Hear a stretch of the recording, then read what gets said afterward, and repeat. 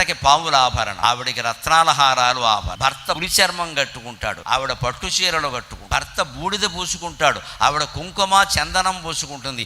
ఇన్ని భేదాలున్నా ఆ భర్తని ఈనాటి వరకు విడిచిపెట్టలేదు. మన దేవతల నుంచి మనం నేర్చుకోవలసింది వాళ్ళ జీవితాల్లో వాళ్ళు ఎలా ఉన్నారో తెలుసుకుని మనం అలా ఉండే ప్రయత్నం చేయాలి. లక్ష్మీదేవి అయినా అంతే. మీరు గమనించండి, మహావిష్ణువు వరాహ రూపం ధరించాడు, లక్ష్మీ వరాహ స్వామి, ఆవిడే ఆయనకి భార్య. నరసింహ రూపం ధరించాడు, సగం మనిషి సగం సుఖం, అప్పుడు ఆవిడొచ్చి ఒళ్ళో కూర్చుంది. ఇవాళ చిన్న చిన్న విభేదాల కోసం దంపతులు విడిపోతున్నారే, ఐశ్వర్యం కారణంగా, అహంకారం కారణంగా. డిఫరెన్స్ ఆఫ్ ఒపీనియన్ అని మూతి ముక్కు తిప్పేస్తున్నారు. ఎక్కడ మరి వాళ్ళకి ఎంత డిఫరెన్స్ ఆఫ్ ఒపీనియన్ ఉందంటే అక్కడ ఆకారాలతో సంబంధం లేదు, అలవాట్లతో సంబంధం లేదు, అభిప్రాయాలతో సంబంధం లేదు, ఆశయాలతో సంబంధం లేదు. అయినా లక్ష్మీనారాయణులు పార్వతీ పరమేశ్వరులు కాపురం చేస్తున్నారు కదమ్మా. దాంపత్యం అంటే అంతే, కాపురం చేయాల్సిందే. ఎట్టి పరిస్థితుల్లో విడిపోయే సమస్యలే.